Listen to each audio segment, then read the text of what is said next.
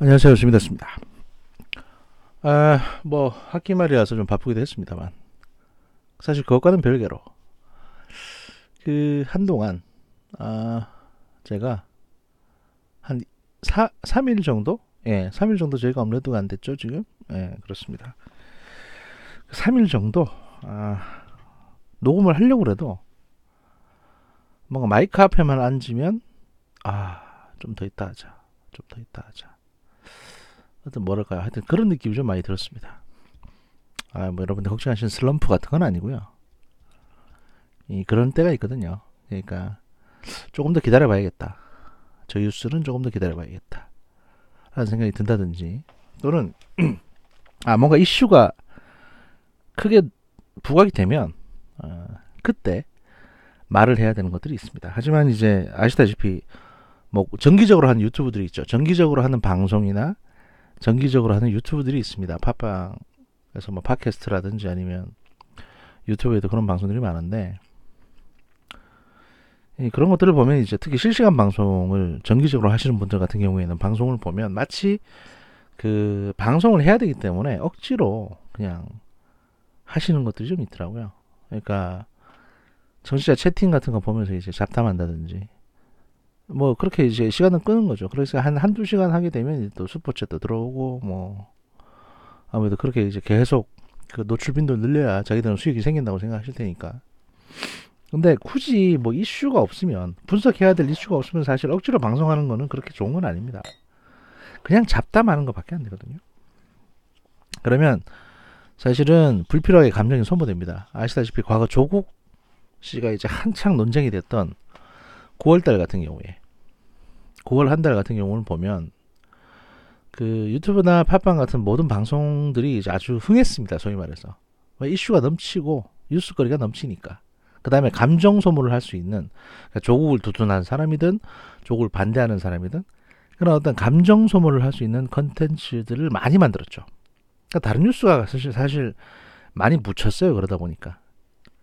근데 이제 그게 어느 정도 정리가 되고 이제 재판으로 넘어가고 하는 상태가 되니까 그 상대적으로 이제 그 방송들이 이제 그 과거 9월달, 10월달 거를 이제 다시 써먹고 있는데 문제는 조국이 잘못했다. 저는 검찰이 수사를 제대로 하는 거다. 이렇게 지적을 했던 사람들은 지금 이제 이 단계에서는 새로 나오는 어떤 이슈들에 대해서 계속 지적을 하고 뉴스를 제공해 드리면 됩니다. 그런데 그 조국을 수호하자, 두둔하자 했던 분들은 수사 결과 계속 쏟아져 나오니까 어떤 죄상들이 그냥 지금 방송하시는 걸 보면 과거 얘기 안 하거나 그냥 어거지 쓰거나 또는 이제 자신들의 어떤 감정 같은 거를 소모하거나 과거 얘기 같은 거 하면서 이런 식입니다. 그리고 이제 재판에서 어떤 거 하나하나 나오는 것마다 보고 맞다 내가 저렇게 말하지 않았냐 판사가 잘한다 뭐 이런 식의 이제 얘기들을 하시죠. 그게 보통 지금 그 뉴스베이다란다 저기 뉴스공장이나 다스베이다에 주로 나오시는 그 3인방이 있습니다. 그 한 분은 이제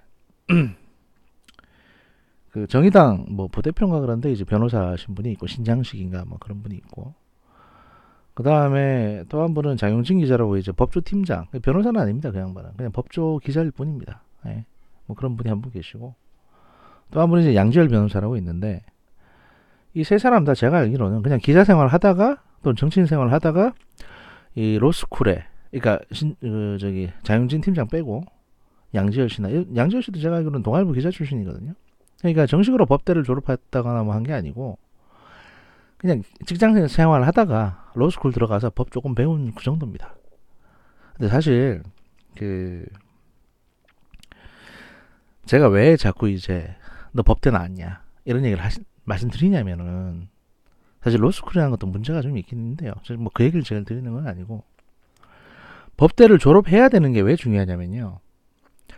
로스쿨은 그야말로 한 2년인가 3년 동안 실무 중심으로 특히 이제 그 변호사 시험 대비하는 실무 중심으로 집중적으로 교육을 시킵니다. 그리고 로스쿨에 들어온 사람들은 일반적으로 대학을 졸업한 상태이기 때문에 어느 정도 머리가 굵어져 있죠. 그러니까 좀 긴 시간을 두고 학문적인 거를 예를 들어 시험하고 상관없는 그런 내용들을 공부할 사실 계제가 좀 부족합니다. 소위 말해서 이제 법적 소양이 좀 떨어진다는 겁니다. 그러니까 법 기술자로서는 소양이 뛰어날지 몰라도 그 법을 다루고자 하는 근본적인 어떤 그 법 철학에 대한 부분은 좀 떨어진다는 거죠. 제가 이걸 어디서 많이 느끼냐면 과거 사법시험 때도 마찬가지입니다. 그러니까 법대 서울대 같은 경우도 법대 출신이 있고 비법대 출신이 있습니다. 예를 들어 뭐 공대나 이제 그 자연과학대학 출신인데 공부해가지고 사법시험 패스하는 경우들이 있습니다. 그 양반들은 그냥 형법, 민사소송법, 민법 뭐 그러니까 시험에 나오는 과목만 공부를 하거든요.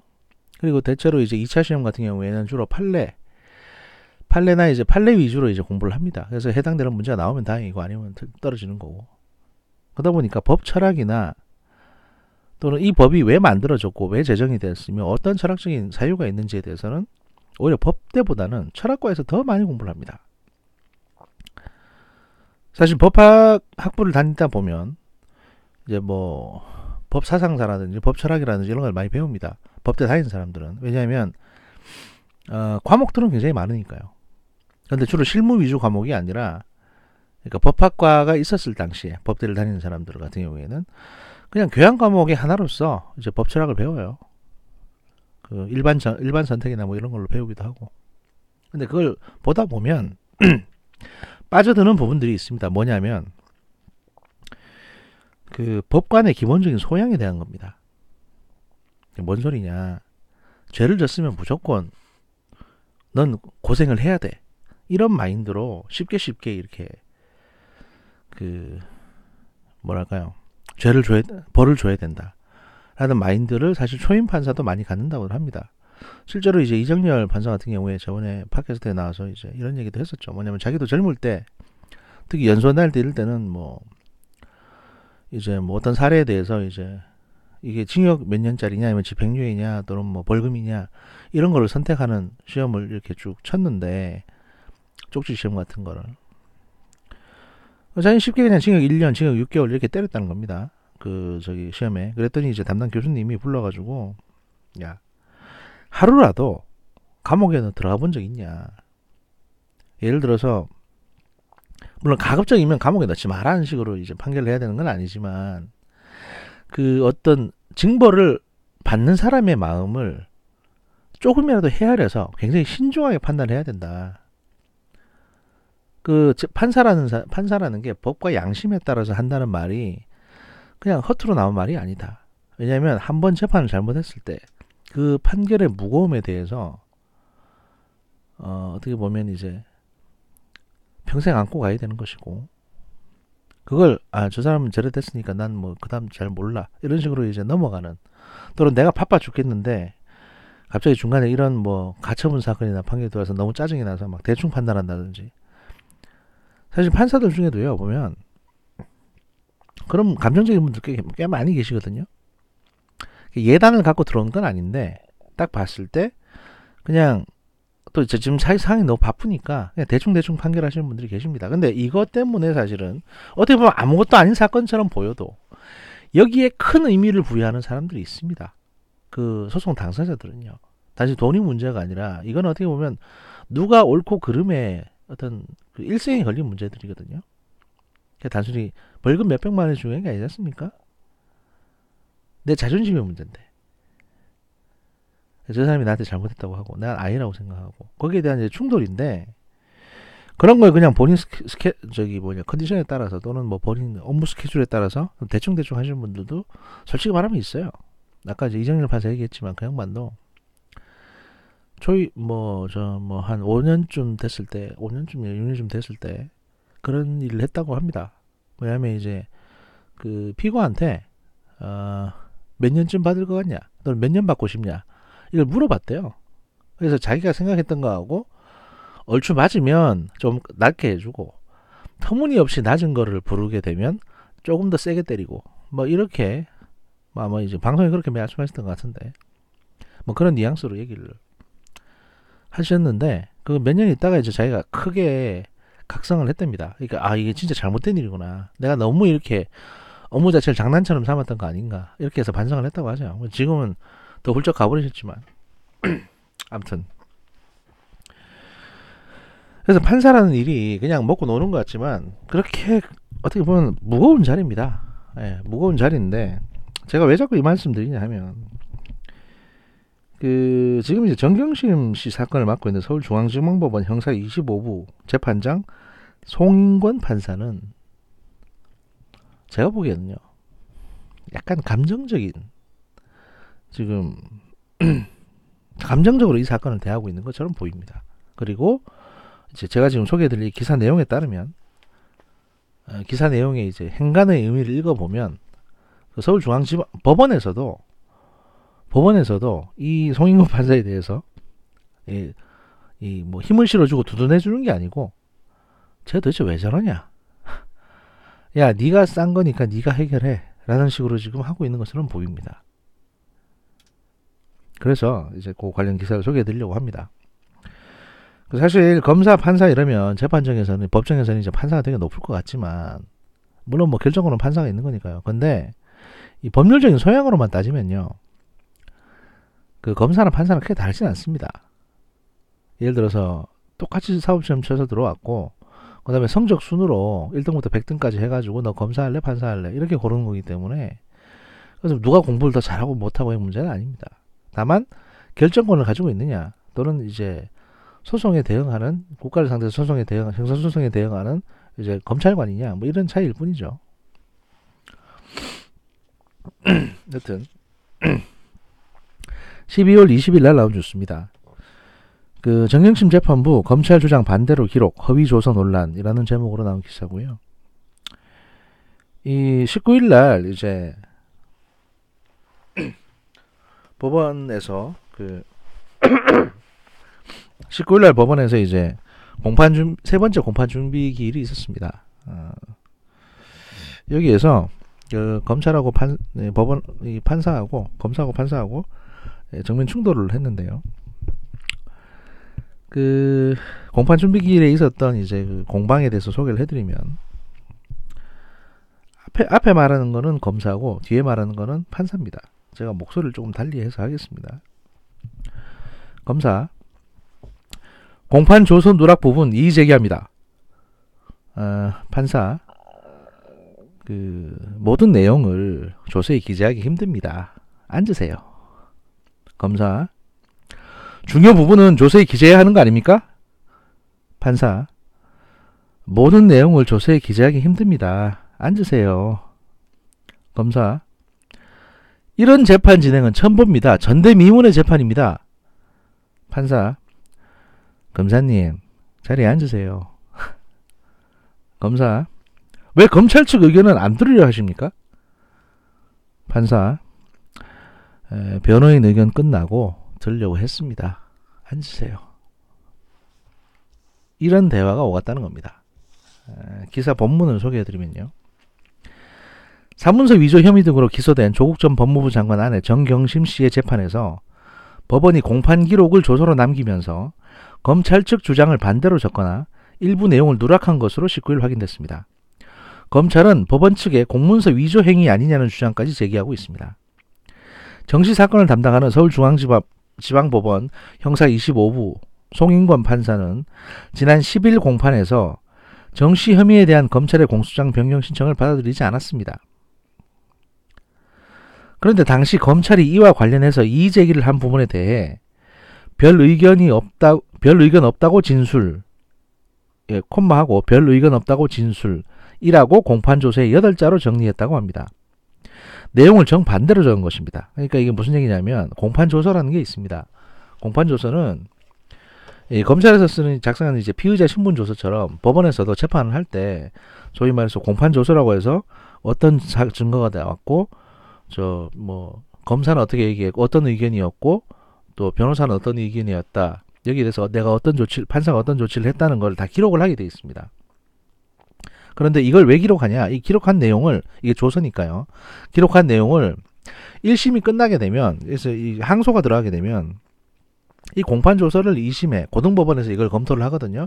그래서 재판이 제대로 진행되는지를 확인합니다. 그런데 이 공판 조서 공문서를 이 판사가 이제 허위로 작성했다는 거죠.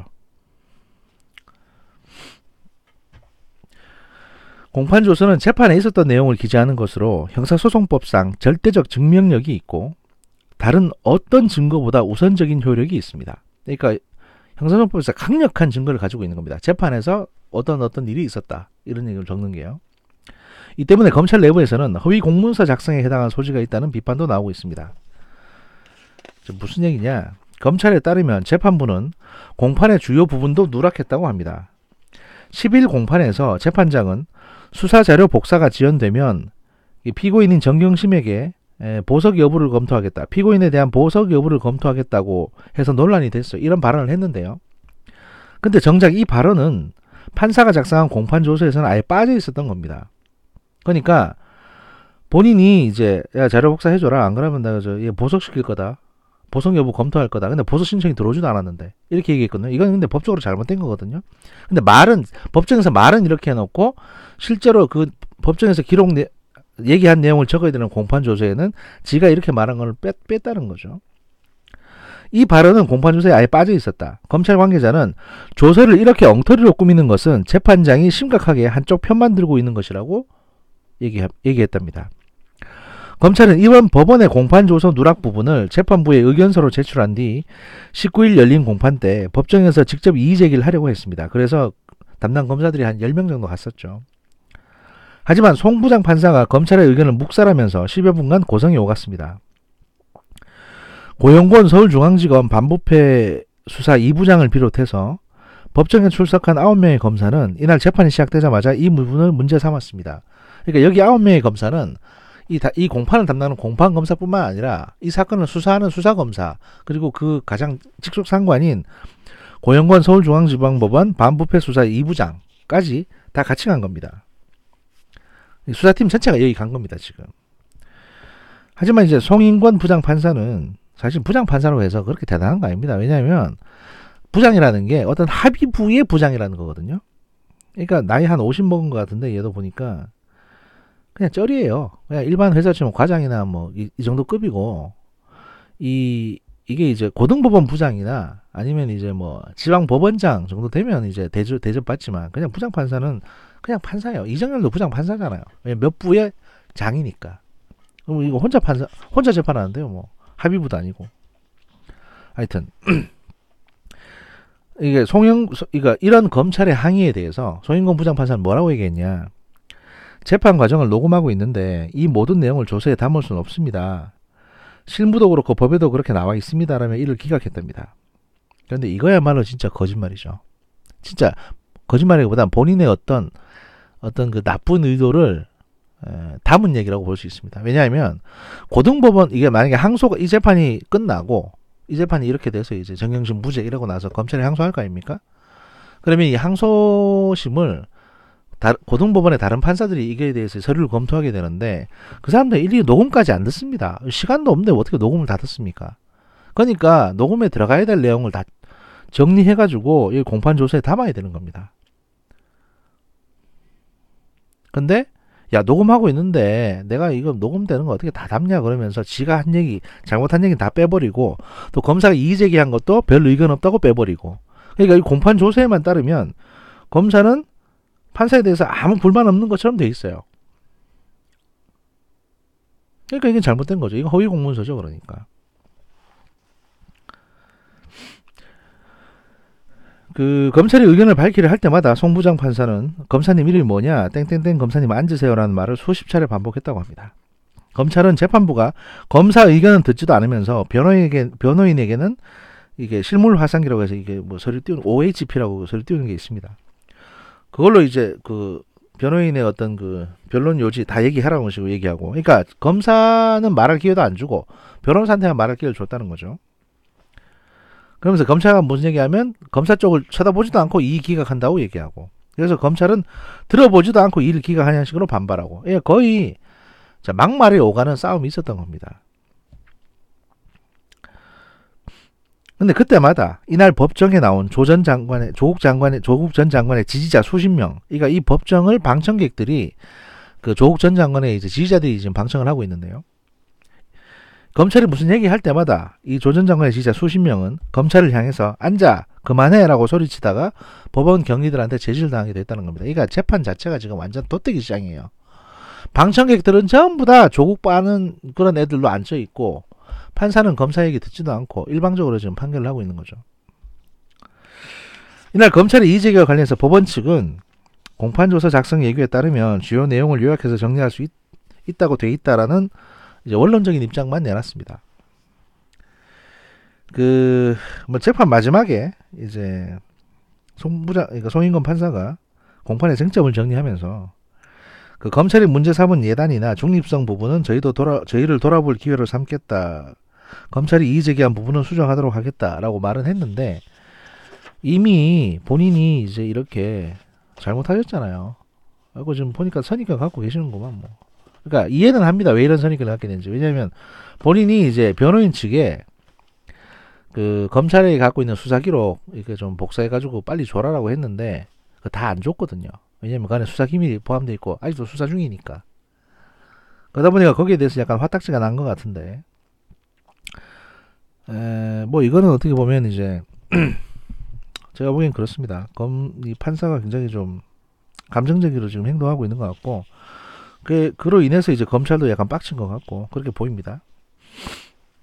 그리고 이제 다음 뉴스인데요. 2019년 12월 21일 날 그 다음 날 나온 뉴스인데 검찰 충돌 다음 날 재판부의 반박 의견서 또 공방 예고라는 제목으로 나왔습니다. 그러니까 19일 날 이렇게 충돌하고 나서 20일 날 이런 내용들에 대해서 반박하는 의견서를 다시 제출을 한 겁니다. 이런 판사가 19일 재판을 개판으로 진행했다. 이건 법규에도 안 맞고 어쩌고 저쩌고 이걸 다 적어서 올린 거죠.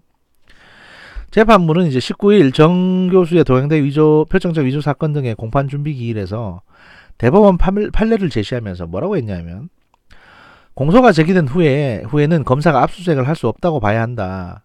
그럼에도 압수수색을 했다면 이를 통해 수집된 증거는 원칙적으로 유죄의 증거로 삼을 수 없다라고 주장했다는 겁니다. 여기에 검찰은 이제 불필요한 오해다 이거는 라고 주장했다는 거고요. 그래서 검찰은 재판부에 제출한 증거 920개에 대해 증거 능력이 있다는 취지의 의견서를 추가로 제출한 것입니다. 그러니까 지금 증거를 920개나 제출했는데 판사는 야 이거 공소 제기된 뒤에 압색한 거니까 이건 증거 능력 없는 거 아니냐 이런 얘기를 했다는 건데요. 이건 지 생각이고 압수수색 영장은 뭐 판사가 설명 안 했습니까? 다른 판사가 다 설명해서 넘어간 건데 하여튼 그렇고요. 11일 재판부가 송인권 판사죠. 송인권 씨가 정 교수의 표창장 위조 시점과 공범 등이 바뀐 검찰의 공소장 변경 신청을 불허하자 검찰 측이 항의했고 이 송인권 판사는 이제 검사의 퇴정까지 언급했습니다. 그러니까 검사가 계속 이렇게 항의하면 이 재판장에서 검사를 퇴장시키겠다. 그럼 뭐 어떻게 재판하겠다는 겁니까? 지 혼자 변호사 안고 하겠다는 거예요? 하여튼 뭐 그렇게까지 얘기했다는 거죠. 검찰은 이후 재판부가 편파적으로 재판을 진행하며 사건을 무죄로 예단하고 있다는 내용의 의견서를 재판부에 제출했습니다.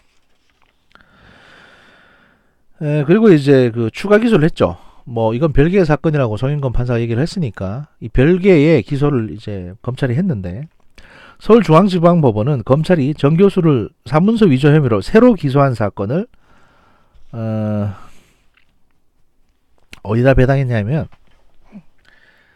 제가 왜 이제 이 뉴스를 소개해드리냐면 이게 좀 웃겨요. 그러니까 무슨 얘기냐면 검찰이 공소장 변경해달라고 하니까 이 송인권 판사가 이 두 개의 사건은 별개다. 그러니까 이 앞에 기소한 거하고 이제 지금 변경된 공소장은 똑같은 사건이 아니라 별개의 사건으로 봐야 되기 때문에 이거는 뭐 별도로 기소하시라고 이렇게 얘기한 겁니다. 그러면 별도로 심리하겠다고. 그래서 별도로 기소했거든요. 그랬더니 서울중앙지방법원에서 이 사건을 누구한테 배당했냐? 송인권 판사한테 또 배당을 한 겁니다. 형사합의 25부. 이게 무슨 얘기냐? 저번에 방송 때 제가 말씀드렸었죠. 만약에 이 사건이 다른 판사한테 갈 경우에 이 다른 판사가 이걸 가지고 재판을 시작하게 되면 이 두 개의 사건이 그러니까 다른 판사가 이 사건을 가지고 심리를 하는 순간 이 두 개의 사건은 별개의 사건이 되는 겁니다. 그러면 법원 입장에서는 하나의 사건 가지고 지방 1심에서 두 번 재판을 동시에 해야 되는 거거든요. 이 송인권 판사의 결정 때문에. 그러면 이 또 다른 새로 기소한 사건을 갖다가 심리하는 사실상 같은 사건이지만 다른 판사는 송인권 판사 눈치를 봐야 됩니다. 그렇지 않습니까?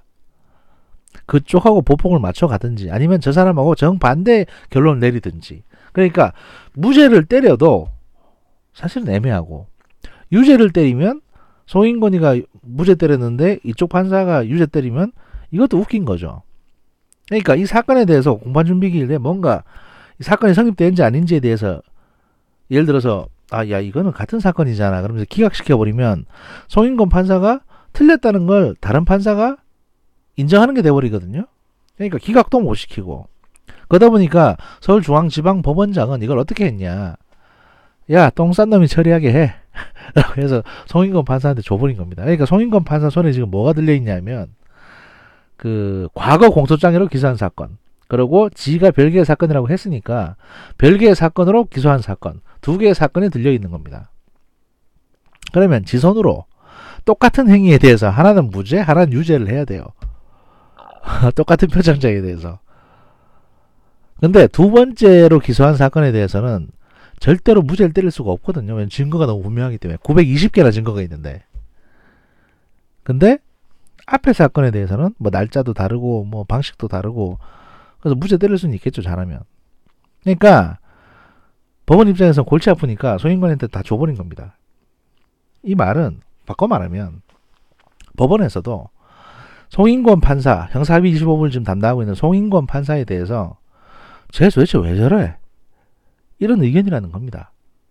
왜 자꾸 시끄럽게 하냐 이거죠. 그냥 공소장 변경 받아가지고 재판을 해가지고 뭐 거기서 결론을 내든가 하면 되지. 왜 이렇게 모순된 상황을 지 스스로 만드냐. 그냥 일개 합의부다 이제 일개 그냥 판사 주제에 왜 서울중앙지방법원 자체를 흔드냐 이렇게 보이겠죠. 지금 법원의 위상이 흔들리고 있는 거지 않습니까? 이렇게 되면. 그러니까 둘 다 얘한테 줘버렸고 지금 이제 상황이 더 웃기게 돼버렸습니다. 왜냐하면 똑같은 판사, 똑같은 죄인, 똑같은 검사가 이제 각각의 다른 공소장으로 두 개의 재판을 해야 되는데 그 증거나 내용들은 또 다르거든요. 그러니까 이건 어떻게 보면 송인권 판사가 자초한 일이죠. 제가 보기에는 좆되셨어요 이제. 하여튼 형사합의 25부는 기존의 표창장 위조와 딸 입시 비리, 사모펀드 불법 투자 등의 사건을 맡고 있습니다. 재판부가 표창장 위조 사건의 공소장 변경을 불허하자 검찰은 표창장 위조 사건을 새로 기소하는 방법을 택했습니다.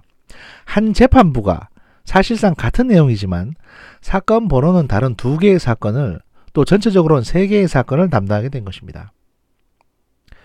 검찰이 올해 안에 정 교수를 네 번째로 기소할 예정이기 때문에 향후 기소된 관련 사건들도 형사합의 25부에 배당될 것으로 보입니다. 지금 중앙지검본이 이렇게 하고 있으니까요.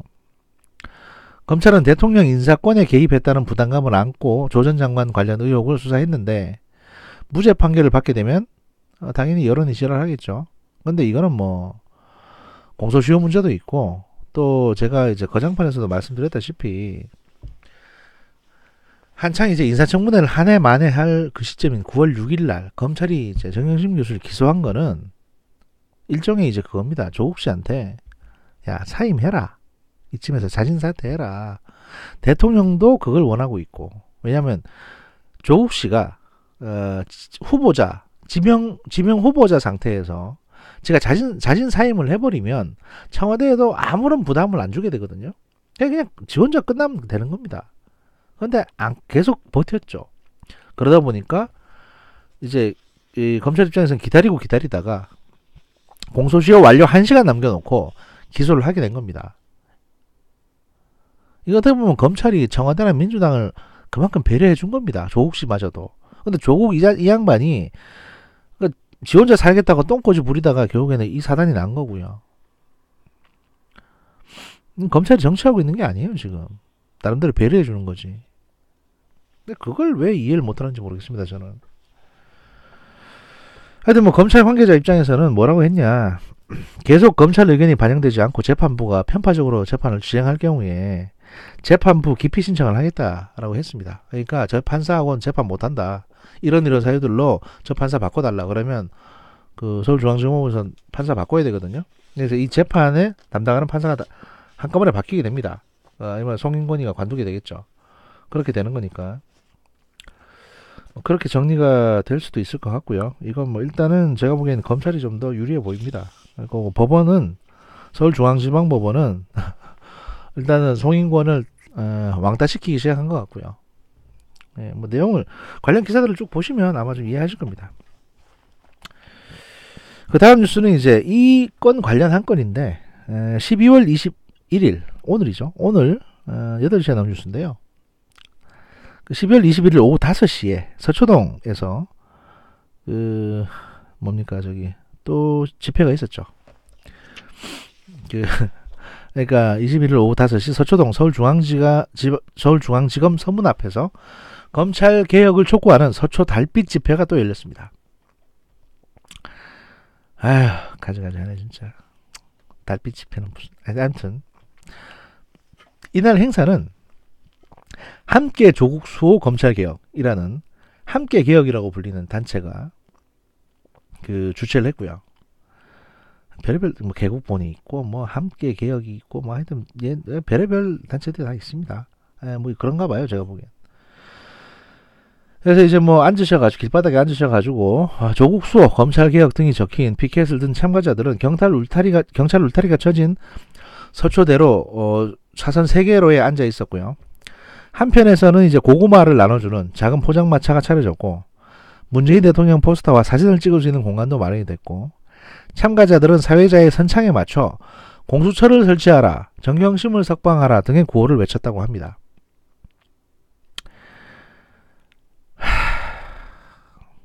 아무튼 예. 집회는 약 2시간 동안 참가자들의 자유 발언으로 이어졌다고 하는데요. 참가자들은 검찰을 비판하고 그 정부의 정책을 지지하는 발언을 했답니다. 무대에 올라서 자신을 목포 오소리 조국이라고 소개한 한 시민은 오소리 우리가 바라는 좋은 대한민국을 만들기 위해 매해 겨울마다 촛불을 들었습니다. 검찰총장 윤석열은 사표를 쓰십시오 라고 얘기했답니다. 왜요? 범죄 수사하는 사람이 왜 사표를 써야 됩니까? 저는 솔직히 좀 이따가 말씀드리려고 했는데 이거 한 줄 남았으니까 마저 읽어드리고 말씀드릴게요. 영국에서 왔다는 한 시민은 제가 알기로도 트위터에서 본인이 영국에서 유학했다고 주장하는 한 여성분이 계십니다. 뭐 에밀리 존가 뭐 있는데 뭐 그런 인간이겠죠. 뭐 그런 유겠죠. 영국에서 왔는지 아닌지도 뭐 알 수도 없는 거고. 하여튼 영국에서 왔다는 한 시민은 공공일자리 등 문 대통령의 정책 결실이 나타나고 있다며 그러니까 공공일자리라는 게 이제 길바닥에서 쓰레기 줍고 풀 뽑는 그 노인분들 이제 하는 거거든요. 거기 지금 한 5조인가 6조인가 아니 45조인가 뭐 들어갔다고 하는데 그게 결실인가 봅니다. 하여튼 뭐 그러고 있다면 소득주도 성장 정책을 펼치는 정권이 이어져야 한다고 주장했답니다. 그러니까 이분들은 뭐가 문제냐면요. 그냥 뭡니까 저기 뉴스공장이나 한겨레나 이런 아주 편협한 것들만 보고 그냥 주워 들은 대로 말씀을 하시는 것 뿐입니다. 저는 그렇게 보입니다. 제 눈에는. 믿고 싶은 것만 믿고 얘기하시는 건데요. 일단 이분들의 주장 중에 뭐가 잘못됐냐. 공수처 설치하는 거는 국회에서 할 겁니다. 법안이 통과되면 국회의원들이 이제 국민의 전체 국민의 주권을 위임받은 국회의원들이 투표해가지고 과반수가 창설하면 공수처 설치할 거예요. 그러니까 이걸 검찰청 앞 길바닥에 와서 주장하실 건 아닙니다. 두 번째, 정경심을 석방하라고 돼 있는데 이분은 지금 구속 기소가 된 형사 피의자, 이제 피고입니다. 범죄 혐의자를 왜 석방을 합니까? 무슨 근거로? 보석 같은 경우도요. 이게 그 돈을 보증금을 받고 풀어주는 거지 죄 없다고 풀어주는 게 아닙니다. 그리고 이런 얘기를 하면 보통 분들이 이런 얘기 하시죠. 야, 무죄 추정의 원칙을 넌 모르냐 이런 얘기 하시는데 무죄 추정의 원칙은 말입니다. 범죄 혐의자들을 상대로 쓰는 단어입니다. 저한테 그런 얘기 하시는 당신이나 저나 일반인들은 난 무죄 추정의 원칙에 의해서 보호받을 권리가 있어라고 말할 일도 없어요. 왜냐하면 죄가 없으니까. 검찰에 기소도 안 당했으니까. 그런데 검찰이라는 국가 수사기관에 범죄 혐의가 있다는 의심을 받고 수사를 당해서 기소가 됐으면, 그리고 법원에 판사가 결정해서 구속을 허가해서 구속영장에서 구속이 됐으면, 그 상태에서는 일단은 그 범죄 혐의자 신분이, 범죄 그 피고인 신분이신 거예요. 그러니까 무죄 추정의 원칙이라는 거는 이 범죄자한테 쓰는 단어지 일반인한테 쓰는 단어가 아닙니다. 그러니까 근데 함부로 무죄 추정의 원칙 운운하시면서 그런 얘기 하지 마세요. 뭐 언제부터 당신들이 그렇게 무죄 추정의 원칙을 여기저기 적용해줬다고. 정유라나 박근혜나 최순실한테도 그렇게 해줬어요, 여러분들이? 원래 우리나라는 말입니다. 무죄 추정의 원칙이라는 거를 누구한테도 적용 안 해줬던 나라입니다. 근데 왜 이제 와서 특별 대우를 요구하십니까? 그냥 공평하게 가야지. 하여튼 뭐 이렇게 아직까지 너 정신 못 차리고 길바닥에서 차로 막고 길 막고 이제 난리 부르스 치시는 분들이 계시고요. 뭐 이건 진보에서도 저쪽 끄트머리 있는 진보들이고, 반면 광화문 서울역에서는 보수단체 집회가 있었습니다. 이분들은 이제 문재인 퇴진을 외치면서 집회를 열었는데요. 광화문에서는 낮 12시부터 한국기독교총연합회가 주최하는 문재인 퇴진 국민대회가 진행됐고, 안상수 자유한국당 의원 등 강단에 선 연사들은 보수단체 집회를 주도하는 정광훈 목사에 대한 지지 발언을 했다고 합니다. 안상수 자유한국당 의원이라고 하는 거 보니까 그 인천의 그 안상수를 말하는 거네요.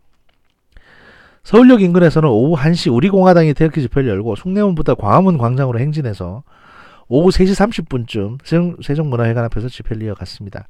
단상에 오른 조원진 우리공화당 공동대표는 태극기가 하나가 돼서 대한민국도 구하고 박근혜 전 대통령도 구하자라고 말했다고 합니다. 그러니까 이 새끼들도 정상은 아니에요. 제가 무슨 말씀드리냐면, 하여튼 극좌와 앞에 조국수 운운했던 서초동 이것들은 극좌고, 사실 극좌도 아니죠. 그냥 또라이들이지. 무슨 극좌야. 얘들이 이념이 어딨어요. 그냥 팬덤만 있지. 그 광화문에서 이지랄 떠낸 그 극우, 사실은 극우도 이렇게 멍청하진 않습니다. 그러니까 기본적으로 전 그렇습니다. 박근혜 대통령을 구하자, 정경심을 석방하라, 조국을 구하자. 일단 범죄자를 구하자고 주장하는 사람들은 기본적으로 정신이 좀 이상한 분들입니다. 근데 이게 단순히 정신이 이상하냐? 그건 아니죠. 이 사람들이 다 미쳤겠습니까? 당연히 아닙니다. 어떻게 보면 저보다 더 사업도 잘하고 똑똑한 분들입니다. 근데 이 양반들이 왜 이러냐? 이게 돈이 되거든요. 조원진 같은 경우도 이게 표가 되고 돈이 되기 때문에 이러는 겁니다. 사실 박근혜 대통령 당장 나온다 그러면, 석방된다 그러면 가장 싫어할 만한 사람이 조원진 씨일 겁니다. 자기가 더 이상 중심이 아니고 빛을 못 보게 되니까. 어떻게 보면 이게 그런 거죠. 마치 진짜 예수님이나 진짜 하느님이 뭐 그 부처님일 수도 있는 건데, 어쨌든 간에 하느님이 지상에 내려와서 인간의 모습으로 내려와가지고, 야, 내가 진짜 하느님이다, 내 말을 들으렴, 이랬을 때 가장 먼저 저자는 가짜다라고 주장할 사람이 누구겠습니까? 목사들입니다. 자기 사업에 방해되니까. 그겁니다. 이 얘기는 이쯤 하고, 마지막으로 이제 그 1부 마지막으로, 1부가 되게 길어졌네요. 저 한 20분 하려고 그랬는데 1부 마지막으로 그 중앙일보에서 이제 2019년 12월 21일 날 나온 뉴스입니다. 공지영 동양대 사직 명분 없다, 진중권 직장 사표에 무슨, 이런 제목으로 나온 뉴스입니다. 이제 제목이 좀 특이해가지고 제가 뽑아왔는데 소개를 해드리겠습니다. 그 진중권 교수께서 이제 동양대 사표를 쓰셨습니다. 사표를 쓰셨는데, 그 중간에 보면 이제 사표를 왜 쓰게 됐는지에 대한 3가지 이유가 있기 때문에 이것도 소개해드릴 겸 해서 소개해드리려고 합니다. 최근 동양대에 사직서를 제출한 진중권 교수가 21일 페이스북을 통해서 그 직장에 사표를 내는데 무슨 명분이나 정의나 교훈식이나 필요하다는 것인가 라고 이제 페이스북에 이렇게 누군가를 디스했습니다. 왜 이런 글을 썼냐? 바로 그 전날 19일날 그 공지영 씨가 이 진중권 씨의 동양대 사직에 대해서 뭐라고 했냐?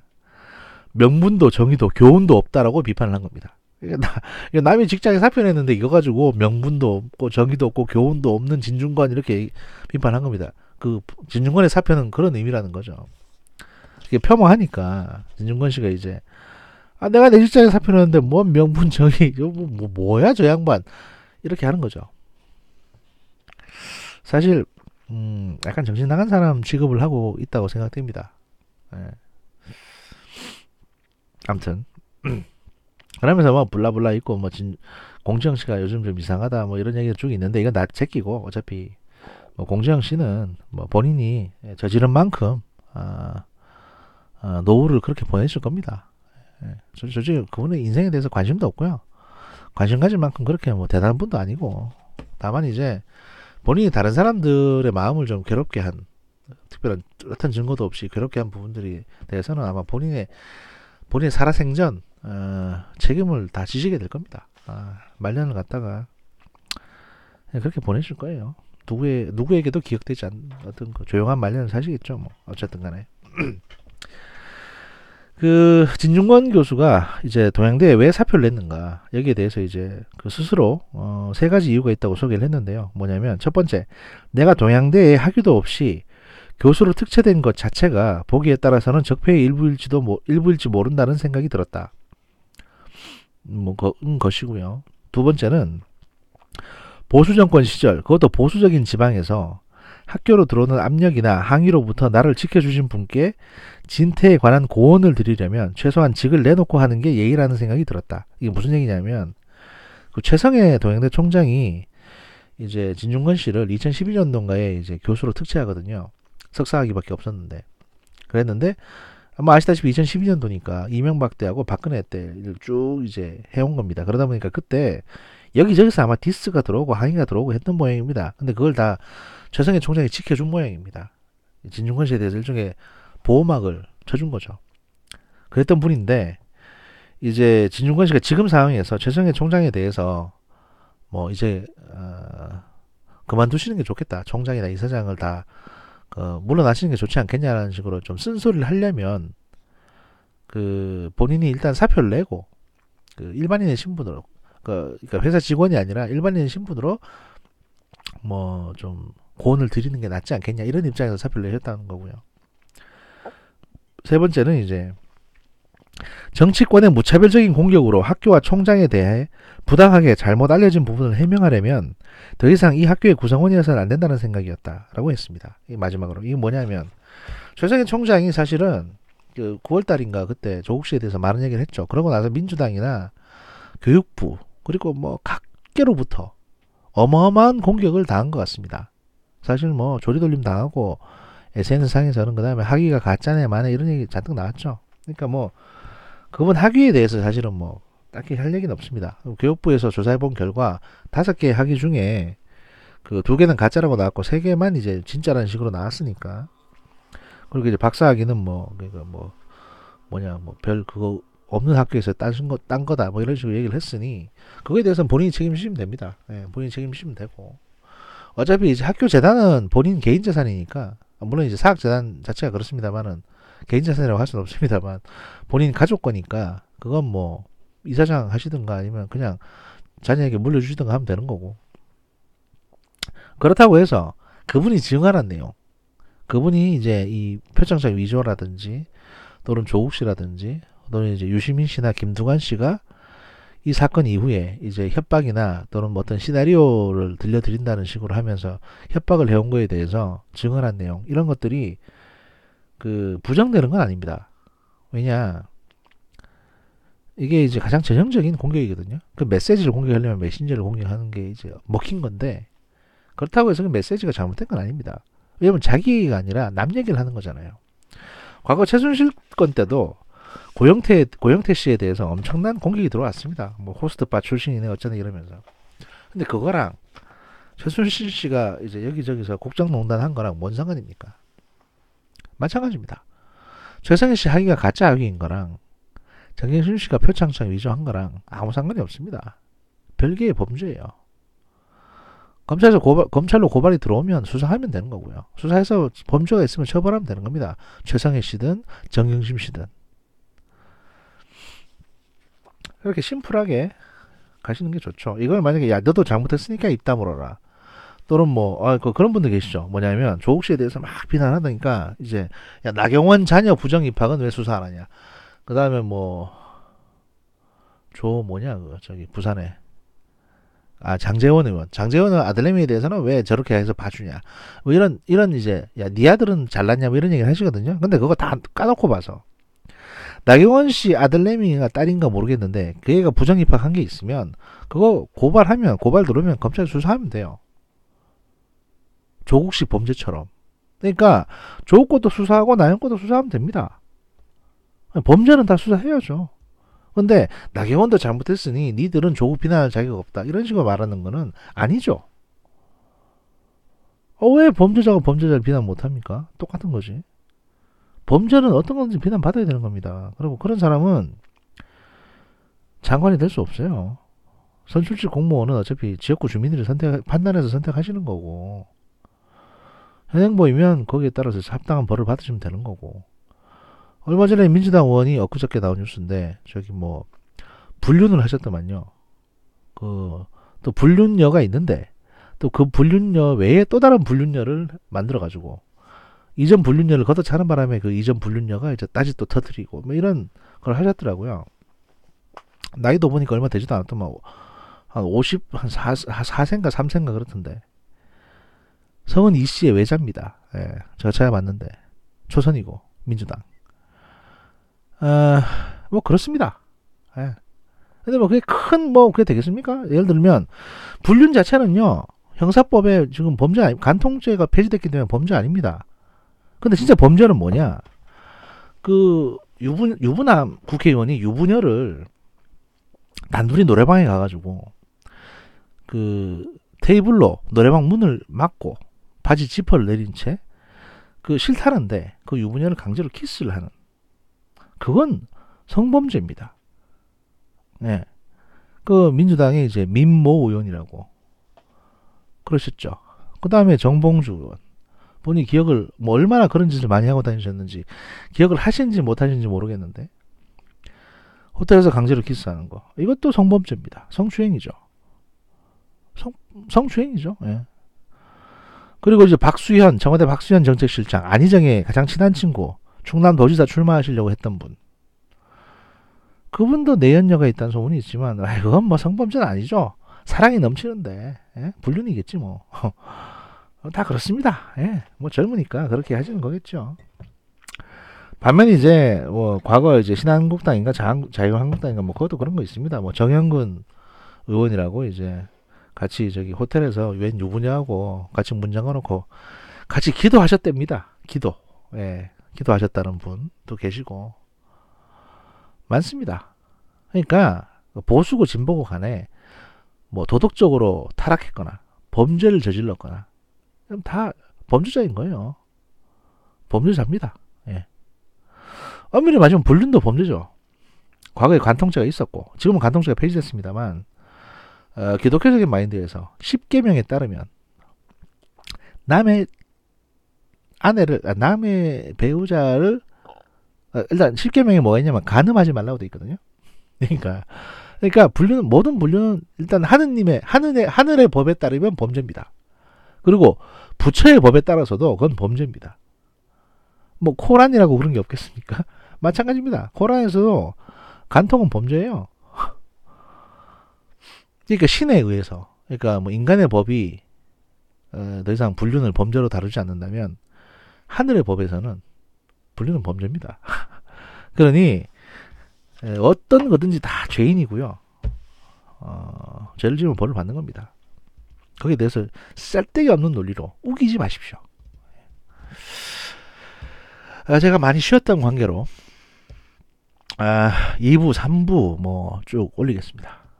사실 이런 말씀 하면서 좀 두렵습니다. 왜냐하면 제가 18일날 하면서 앞으로 18, 19, 20 계속 업로드 할 거라고 했는데 한 번도 업로드를 못 했거든요.